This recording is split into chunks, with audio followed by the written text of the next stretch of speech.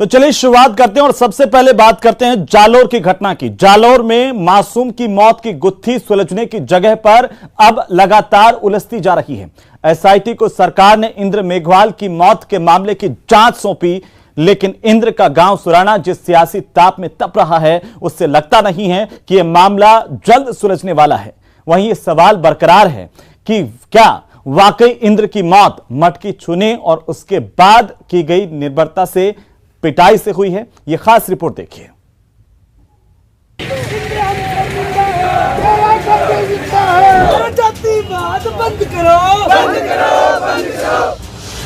मटकी छूने में उलझी प्रदेश की सियासत।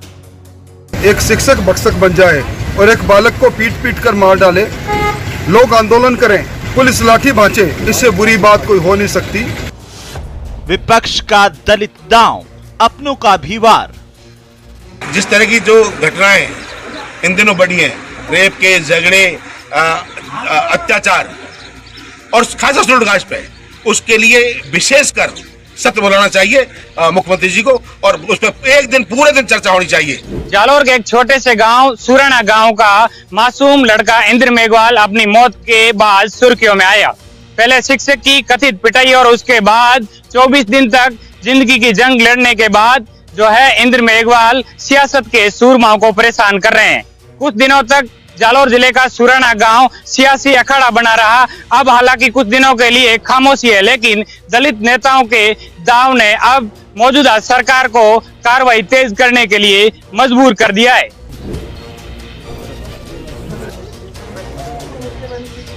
राजस्थान के ही एक कांग्रेस के विधायक श्री पानाचंद मेघवाल ने दलितों के खिलाफ हो रहे इन अत्याचारों को संज्ञान में लाने और सरकार की उदासीनता से आहत होकर के, इन अत्याचारों से व्यथित होकर के और सवाल खड़े करते हुए अपना इस्तीफा माननीय मुख्यमंत्री जी को भेज दिया है।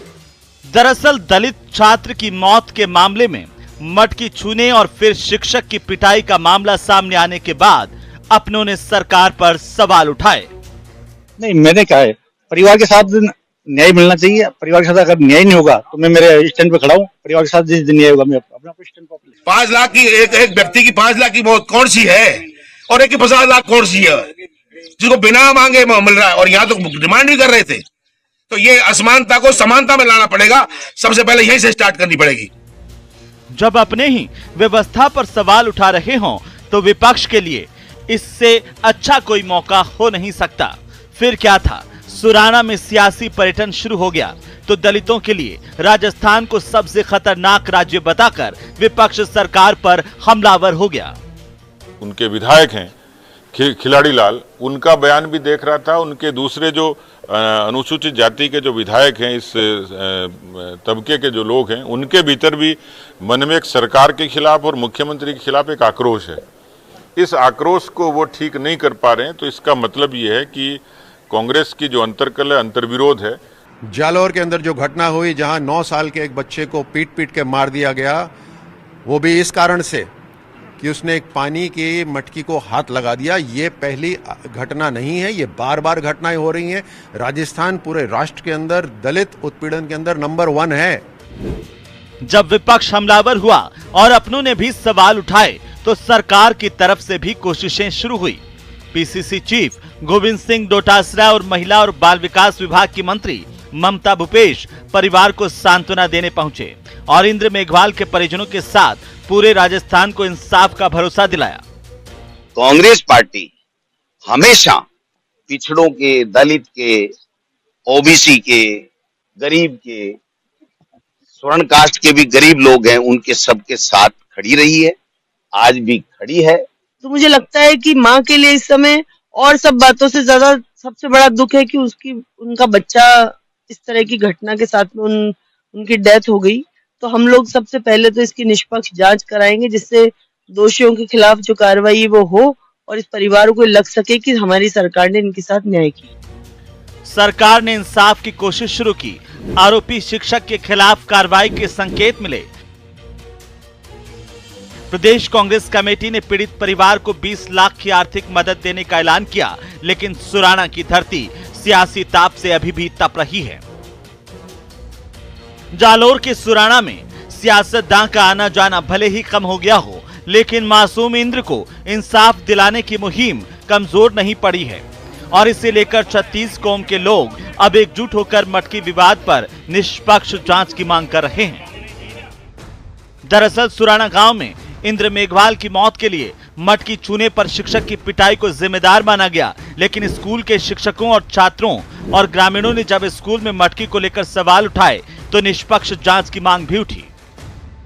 हम भी उसकी घोर निंदा करते हैं, लेकिन अगर कहीं किसी ने इसको बनावट करके एक तरफ ले जाने का प्रयास किया है तो कम से कम जांच का मौका तो उस व्यक्ति को भी मिलना चाहिए जिसके ऊपर इतना बड़ा आरोप लगा है। अब आपको बताते हैं कि आखिर पूरा मामला क्या है। दरअसल आरोप है कि इंद्र मेघवाल ने 20 जुलाई को स्कूल में रखे पानी के मटके से एक गिलास पानी पीने की कोशिश की थी और इस घटना से नाराज होकर शिक्षक छैल सिंह ने उसकी बेरहमी से पिटाई कर दी। आरोप के मुताबिक बच्चे की दाहिनी आंख और कान पर गहरी अंदरूनी चोटें आईं। गंभीर हालत में बच्चे को प्राथमिक इलाज के बाद उदयपुर रेफर किया गया। वहां भी सही इलाज नहीं मिलने पर पीड़ित बच्चे को परिजन बेहतर इलाज के लिए अहमदाबाद लेकर गए, लेकिन सारी मेहनत तब बेकार गई जब इंद्र की अहमदाबाद में इलाज के दौरान मौत हो गई। अब पूरा मामला इस मुद्दे पर उलझ गया है कि क्या इंद्र की मौत मटकी छूने पर पिटाई से हुई या किसी और कारण से। हालांकि पुलिस ने SC/ST एक्ट के तहत कार्रवाई शुरू कर आरोपी शिक्षक को गिरफ्तार कर लिया है और जांच कमेटी इस पूरे मामले की असली वजह जानने में जुटी है। बहरहाल मौसम सियासी है और सुराना में जिस तरीके से सियासत का मेला लगा हुआ है उससे सरकार की चिंता जरूर बढ़ गई है। मुआवजे का ऐलान कर विपक्ष को कमजोर करने की चाल इस बार उल्टी पड़ गई है, क्योंकि मुआवजे की राशि को लेकर इस बार सवाल अपना नहीं उठाए हैं। हालांकि इसके लिए सरकार ने इसके लिए दूसरा रास्ता जरूर निकाला है, लेकिन इसको लेकर अब कई प्रकार के सवाल खड़े होने शुरू हो चुके हैं। हालांकि इस तमाम चीजों को लेकर मुख्यमंत्री अशोक गहलोत CBI जांच के लिए भी तैयार नजर आ रहे हैं, लेकिन क्या वाकई में इंद्र मेघवाल की मौत कैसे हुई है, इन तमाम चीजों से पर्दा उठ पाएगा, ये देखने वाली बात होगी। श्याम बिश्नोई, न्यूज़ 18 जालोर। प्रदेश के जालोर में एक दलित बच्चे की मौत के बाद राजधानी जयपुर के जमुआ रामगढ़ में जब एक शिक्षिका को जिंदा जला दिया गया तो विपक्ष सरकार पर हमलावर हो गया। बीजेपी ने सरकार के खिलाफ एकजुट होकर के हमला बोला और समाज के कमजोर तबके पर जुल्म बढ़ने पर सरकार को जमकर घेरा। ये खास रिपोर्ट देखिए।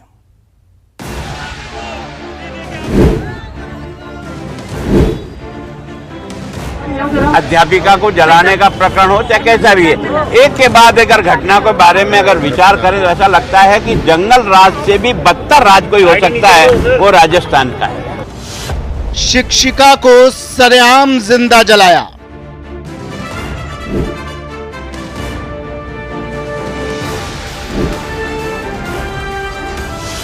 बेटे के सामने मां को किया आग के हवाले।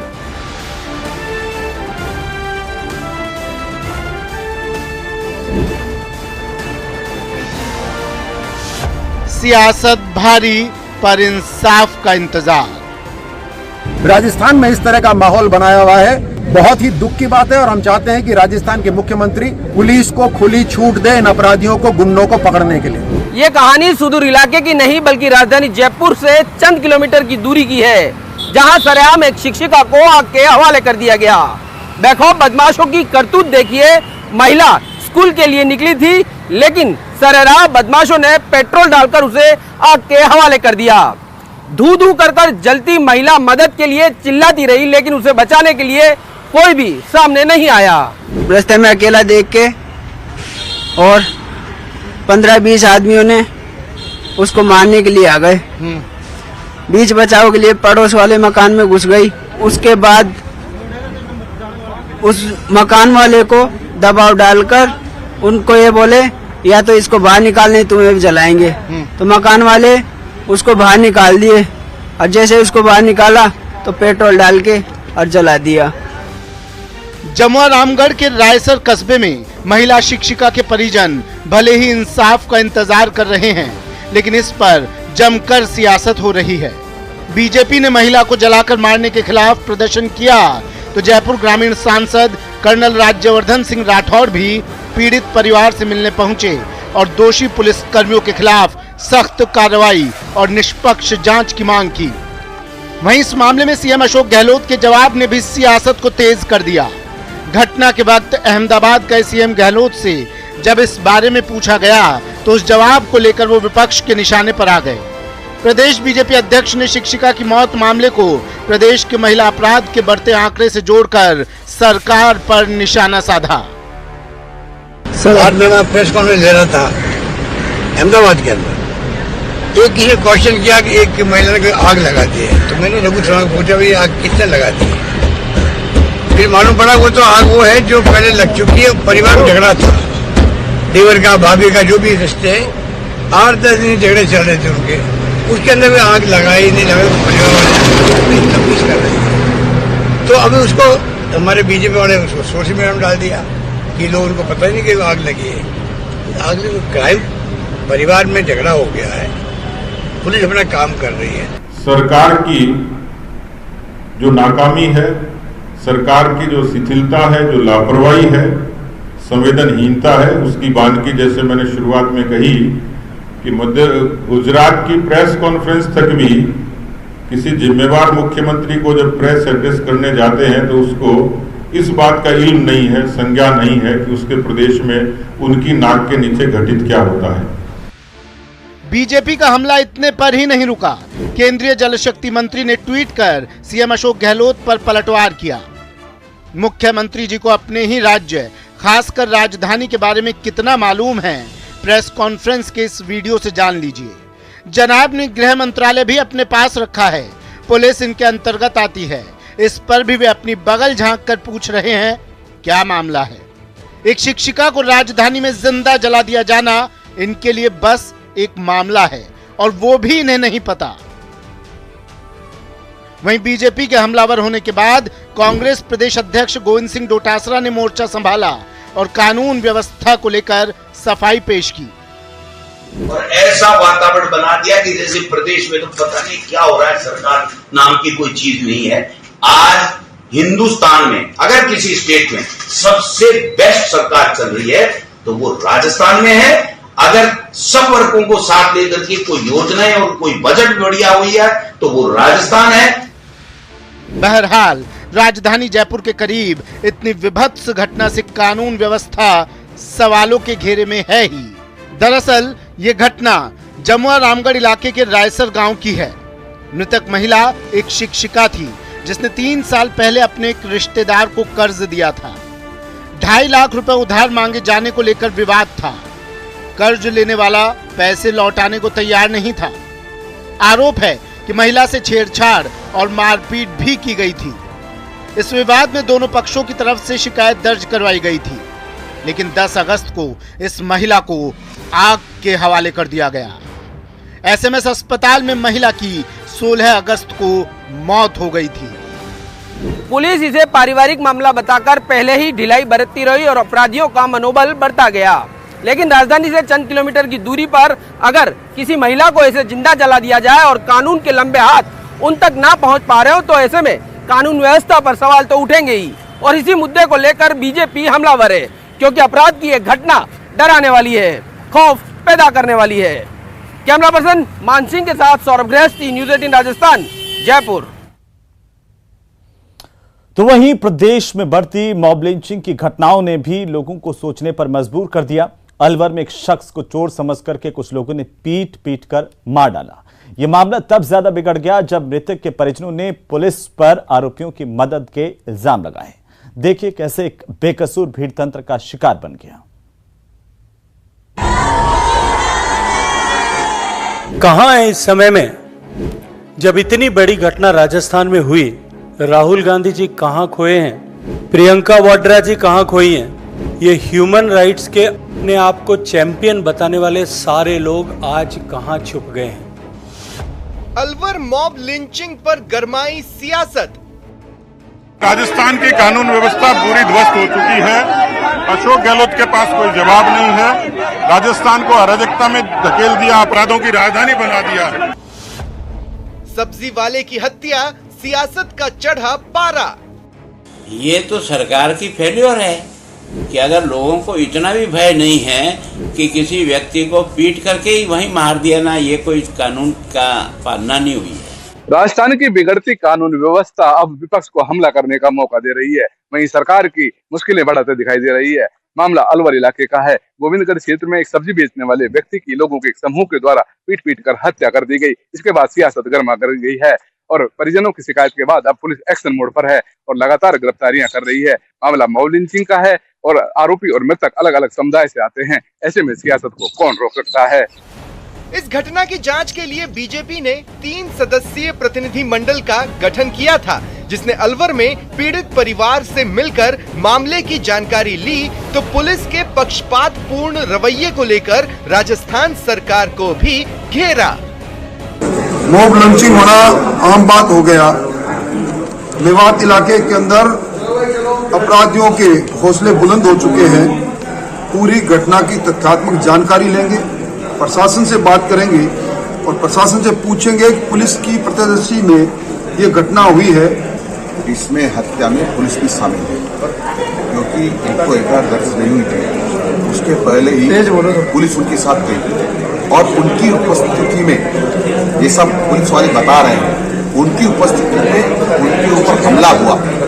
चंदीलाल जो शहीद है उनके ऊपर हमला हुआ। पुलिस वाले तुरंत पता। अब राजस्थान की क्राइम कैपिटल बन रहा है। जिस प्रकार की घटनाएं पिछले दिनों यहाँ पर हुई, चाहे वो राजगढ़ की घटना रही होगी या फिर योगेश जाटव हरी जाटव के मॉब लिंचिंग का मामला रहा होगा, गौकशी के मामले हुए, मंदिरों के ऊपर हमले के मामले हुए, तो एक ही समुदाय विशेष के द्वारा सब मामले हो रहे हैं। इस घटना की भी इसके तथ्यात्मक रूप में जो प्रारंभिक जानकारी मिल रही है, उस प्रारंभिक जानकारी के बाद उस घटना के बाद मुलजिम पकड़े गए।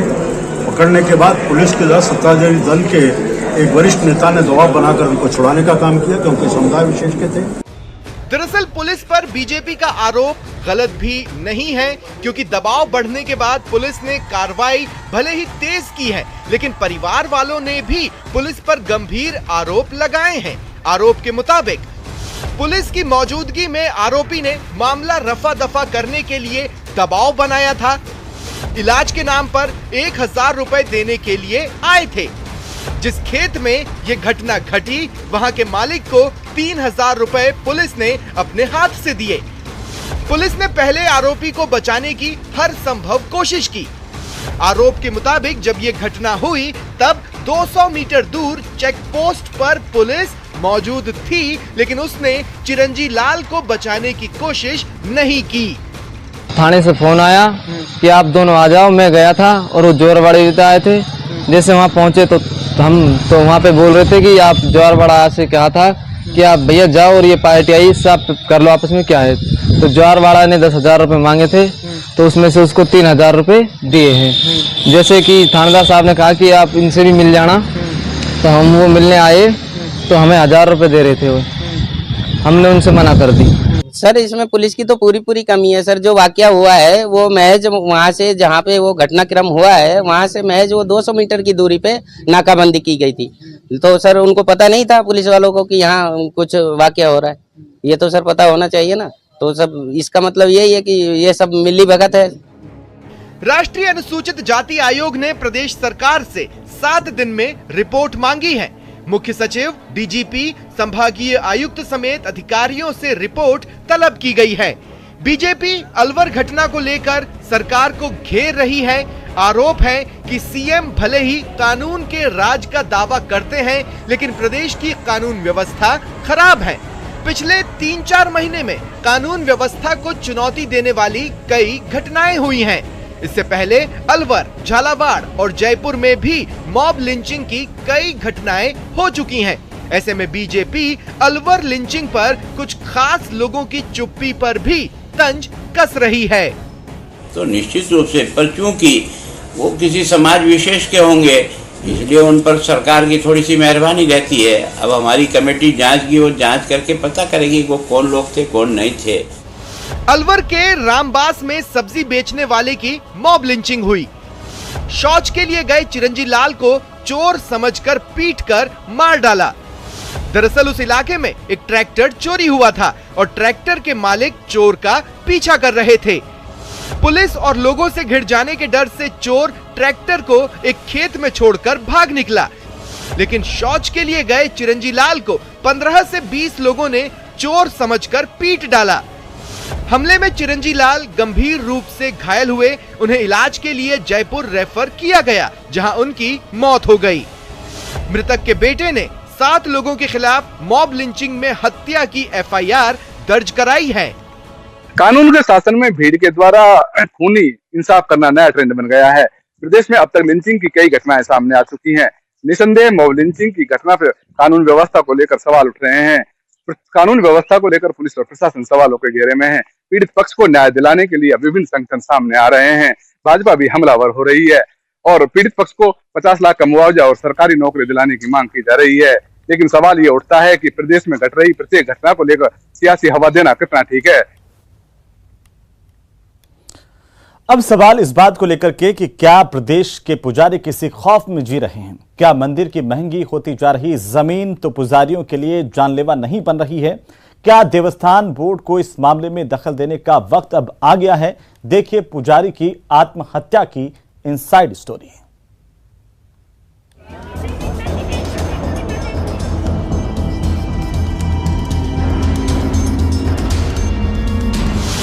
पुजारी का आत्मदाह, प्रशासन पर सवाल।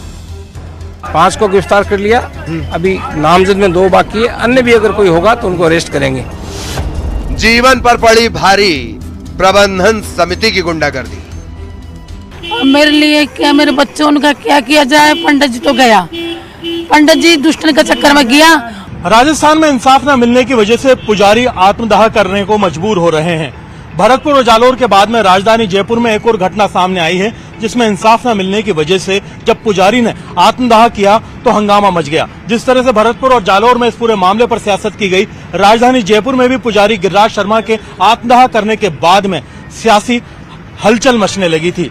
राजधानी जयपुर में पुलिस और प्रशासन ने कुछ हरकत दिखाई और मामले में जो आरोपी थी उनके खिलाफ कार्रवाई की गई, तो प्रशासन और परिजनों के बीच में कुछ सहमति बनती हुई नजर आ रही है। लेकिन एक बड़ा सवाल राजस्थान में इन हालात के ऊपर उठ रहा है कि राजस्थान में भगवान की आराधना करने वाले पुजारियों को इंसाफ के लिए आत्मदाह तक क्यों जाना पड़ रहा है। सारी कानून व्यवस्था की स्थिति और राज्य की स्थिति बिल्कुल चौपट हो गई है और मुख्यमंत्री इससे बचाव करने के लिए फालतू की बेबुनियाद की बातें करते रहते हैं। सुबह इन लोगों ने मुझे धमकी दी, शाम को चाकू गड़ासी लेकर मारने आए थे। ये मुझे परेशान कर रहे थे। मूलचंद मान, शंकर जोशी, अशोक खंडेलवाल, सामरमल अग्रवाल, राम प्रसाद, दिनेश धारीवाल। मैं 25 साल से बिना स्वार्थ सेवा कर रहा था। फर्जी विकास समिति का गठन कब हुआ तथा किसके द्वारा करवाया गया है? भगवान की आराधना में 25 साल लगा देने वाले ये पुजारी गिरिराज शर्मा का दर्द है, जिन्होंने प्रबंधन समिति की दादागिरी और रोजगार छिन जाने के खौफ से जान देना ही मुनासिब समझा। पंडित जी को एक दिन पहले धमकी दी थी इन लोगों ने, तो चक्कू डंडा दिखाए थे पंडित जी को और वो दान पेटी का चक्कर में कि साइन कर दो नहीं तो हम मार देंगे आपको, मतलब कुछ धमकियां दिया होगी। इनने मेरे को हर बात बताते थे, ये दाड़े खाना भी नहीं खाया था इन लोगों ने, हमको बात भी नहीं करी थी। पुजारी गिरिराज शर्मा की मौत से बड़ा सवाल उभरकर सामने आया है कि राजस्थान में मंदिरों और मठों की व्यवस्था पूरी तरह प्रशासन के अंदर नहीं है। देवस्थान मंत्रालय होते हुए भी इस प्रकार की घटना होना राज्य के लिए शोचनीय विषय है और यही कारण है कि इसे लेकर विपक्ष को भी सरकार पर हमला करने का मौका मिल गया। अगर सरकार की तरफ से समय पर इनको न्याय मिल जाए तो शायद ये स्थिति नहीं आती है। और यहाँ बिल्कुल एक तरह से शहर के बीचों बीच एक पुजारी जो इतने वर्षों से पूजा कर रहा है, अब उसकी समस्याएं हो सकती है, कुछ वहाँ की समिति की भी समस्या हो सकती है, लेकिन आखिर उसको सुनने वाला तो कोई होना चाहिए ना जो उसकी समस्या का निदान कर सके। पुजारी गिरिराज शर्मा मुरलीपुरा के शंकर विहार विस्तार कॉलोनी के रहने वाले थे।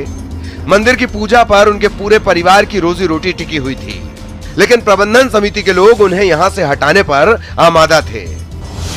मंदिर प्रबंध कमेटी के सदस्यों से पुजारी गिरिराज शर्मा का विवाद चल रहा था। 2 साल से पुजारी और उनके परिवार को परेशान किया जा रहा था। उन्हें मंदिर से बेदखल करने की साजिश हो रही थी। इसी के चलते पुजारी ने आत्मदाह का कदम उठाया। गुरुवार की सुबह पुजारी गिरिराज ने खुद को आग लगा ली थी। 90% तक झुलसे पुजारी को एसएमएस अस्पताल में भर्ती करवाया गया। रात 12 बजे एसएमएस हॉस्पिटल के बर्न वार्ड में उन्होंने अंतिम सांस ली। हालांकि पुजारी को आत्मदाह के लिए उकसाने वालों के खिलाफ कार्रवाई हो रही है, लेकिन मामला पुजारी से जुड़ा है तो बीजेपी के लिए सरकार को घेरने का इससे मुफीद मौका कोई और नहीं हो सकता था। आए दिन राजस्थान में कानून की स्थिति बद से बदतर होती जा रही है और पुजारियों पर तो अत्याचार बड़े पैमाने पर हो रहे हैं। कई हत्याएं अब तक पुजारी की हो चुकी। ये अपने आप में एक गंभीर सवाल है लॉ एंड ऑर्डर की स्थिति पर। इसलिए मुख्यमंत्री जी से मैं मांग करूंगा कि अपराधियों को सख्ती से निपटा जाए, सख्त कार्रवाई की जाए। राजस्थान में संत विजयदास द्वारा आत्मदाह की घटना को अगर अलग कर दिया जाए तो जालोर और जयपुर के कांड में दबंगों की करतूत के कारण ही पुजारियों को आत्मदाह के लिए मजबूर होना पड़ा। राजधानी जयपुर के मामले में भी अगर देखा जाए तो जो पुजारी गिरिराज शर्मा है, उन्होंने अपने सुसाइड नोट के अंदर इस तरह साफ इशारा किया है कि इस पूरी घटना के लिए कहीं ना कहीं जो दबंग थे वो जिम्मेदार रहे।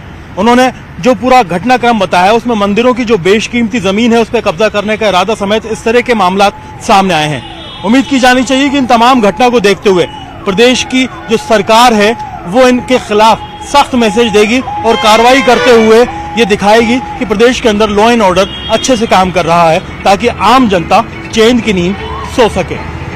कैमरा पर्सन अविनाश के साथ में अरबाज अहमद, न्यूज़ 18 के लिए जयपुर से। तो चलिए इसी के साथ ही अभी के लिए खबर में दम है। मैं फिलहाल इतना ही। नमस्कार।